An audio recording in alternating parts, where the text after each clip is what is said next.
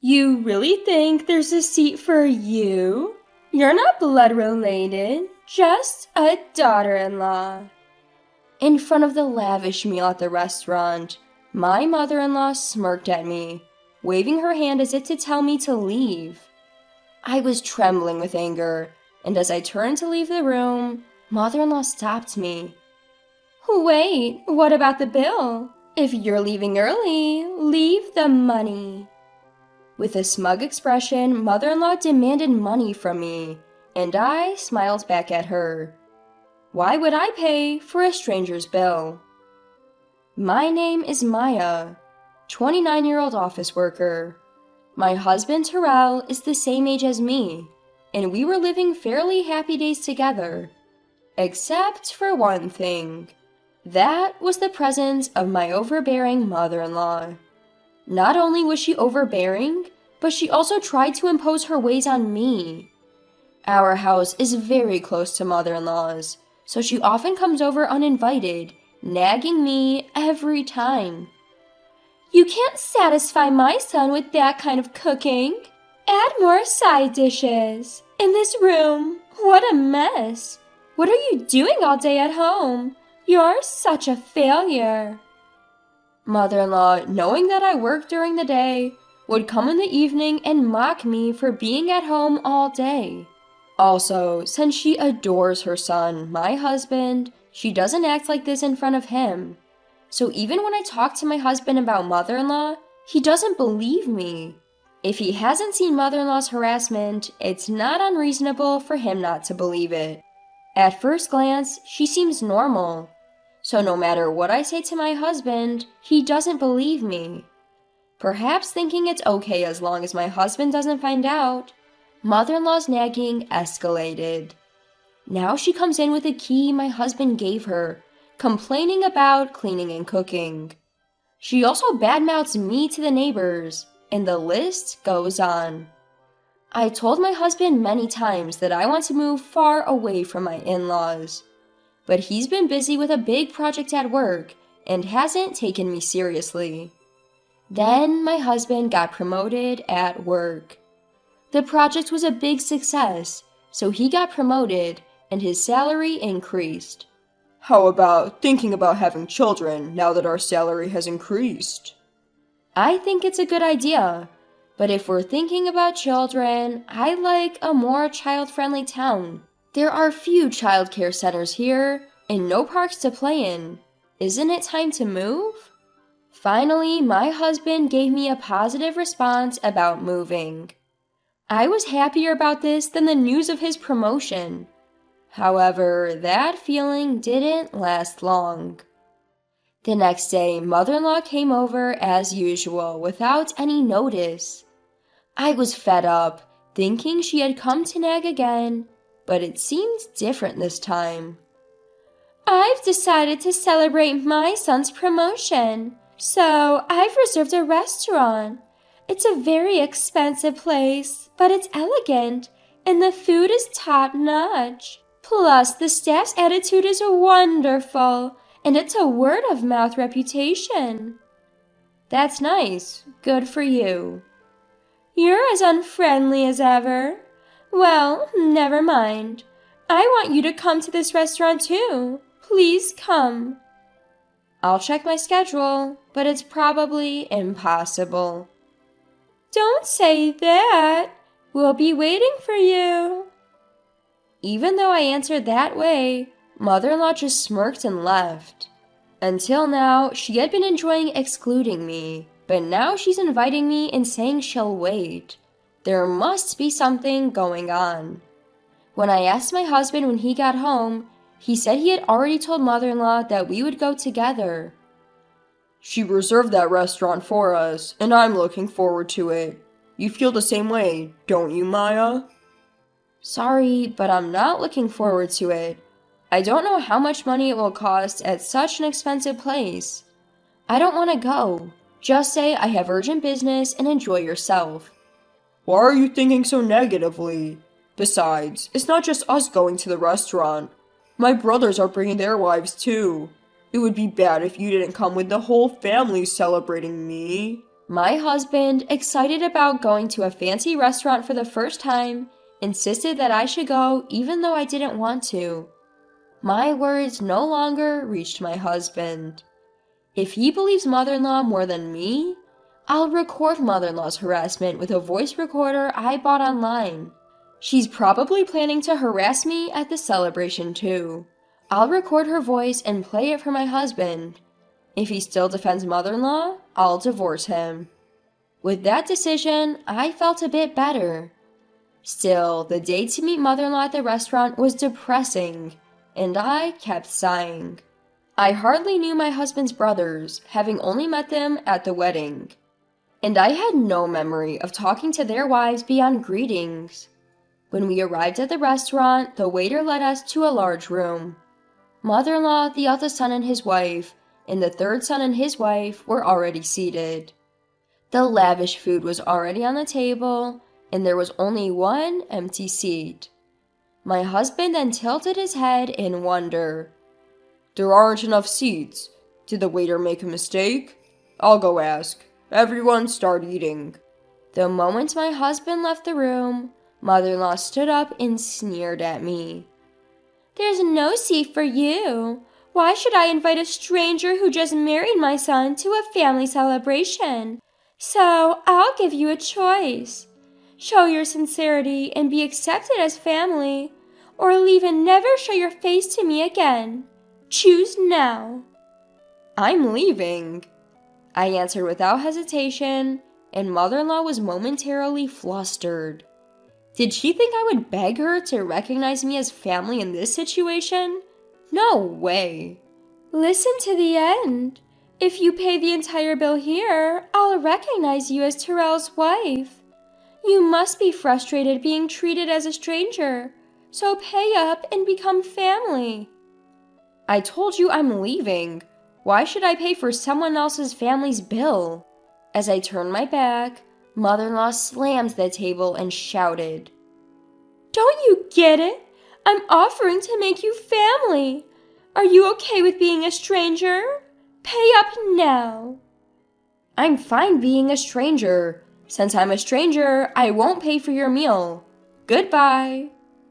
Mother-in-law chased after me, but by the time she reached the entrance of the room from the farthest seat, I was already at the entrance of the restaurant.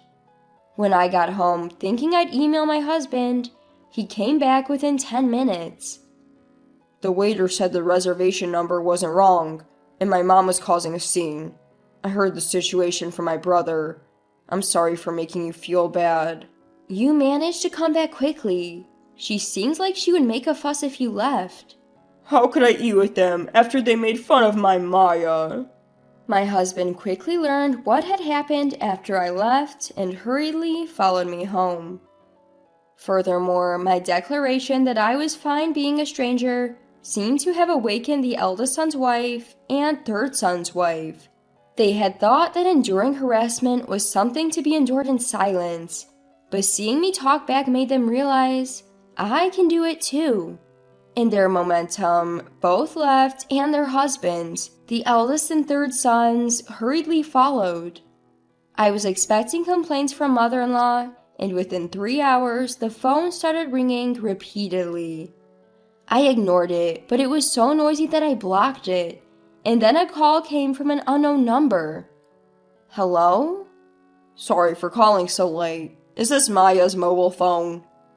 The man on the phone identified himself as a police officer from the nearby police box.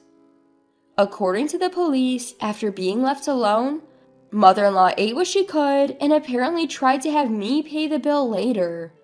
However, the restaurant already had a negative impression of mother-in-law after the commotion.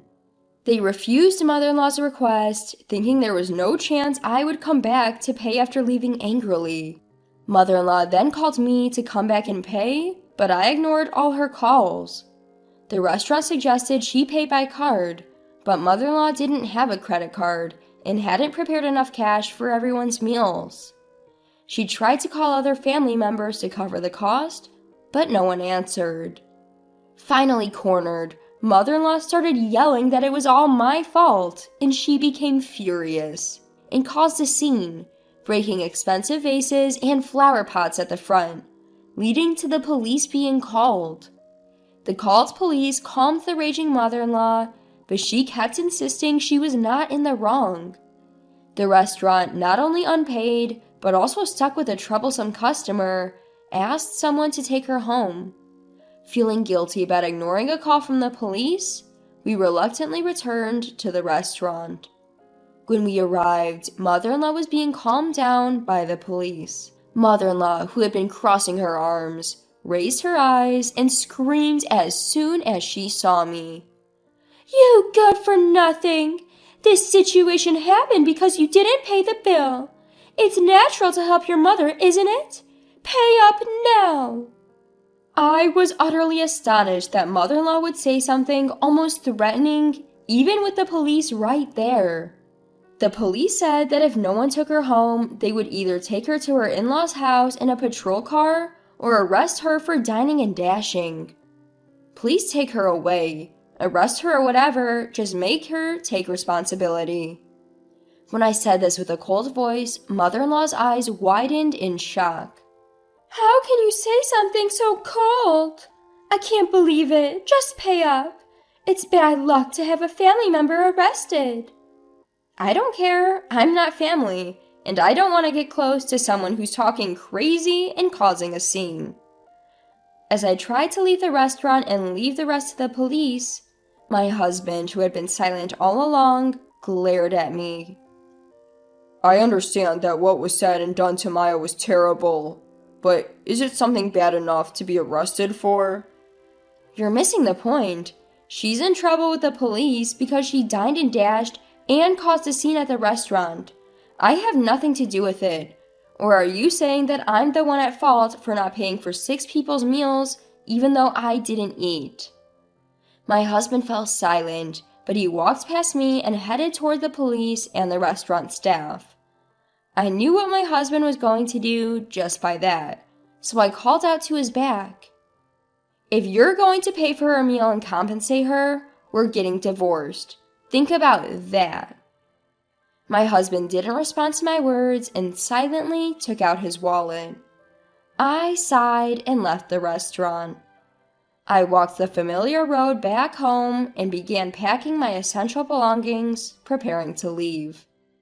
Just before the date changed, my husband finally returned. Mom's not getting arrested. It seems she was really in the wrong, but the restaurant said they'd forgive her if I compensated them and promised never to come back. I didn't have nearly enough money, so I had my brothers come and help. Ugh, I'm so tired. My husband rambled on about what happened after I left, looking exhausted. Perhaps annoyed by my lack of reaction, he came over to me with a sullen look. Hey, what's with these bags? I'm preparing to leave the house because we're getting divorced. I told you that if you defended her, we'd get divorced. You're not going to say you didn't hear me, are you? My husband looked down at me, packing in astonishment, but then he raised his eyes and began to yell. What's going on today? You've been acting strange all day. I get that Mom did something terrible, but why do we have to get divorced? I told you I'm being harassed, and even when you see evidence and hear other people's testimony, you still choose your mother, who was almost arrested, over me. Is it strange that I want to divorce someone like that? I've had enough. My husband continued to say various things, but it all went in one ear and out the other. I prepared to leave the house and also made preparations for divorce. The next morning, I immediately went to get the divorce papers. When I signed and handed them to my husband, he made a big fuss about not wanting to divorce. But when I said I would involve a lawyer, he reluctantly signed and I submitted the papers right away. I was finally able to return to being a stranger.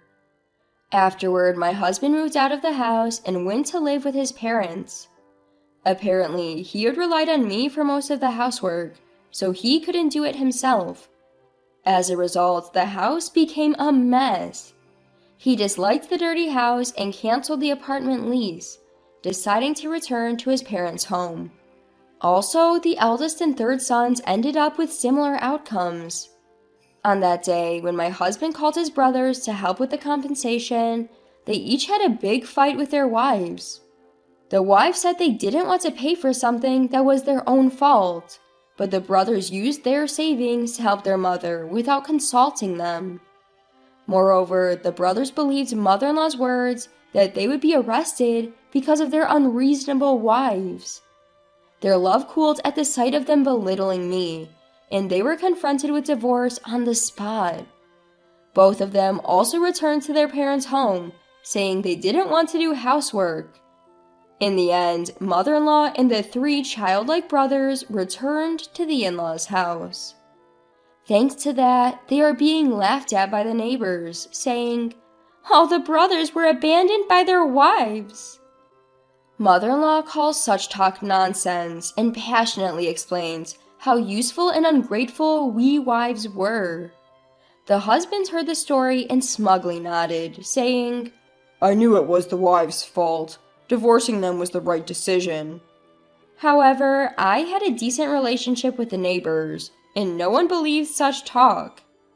The neighbors knew about mother-in-law's nasty personality, so they quietly kept their distance and laughed at her. Mother-in-law became known as a mother who failed in educating her sons, and the husbands became famous in the neighborhood as mother-loving sons who defended their mother instead of protecting their wives.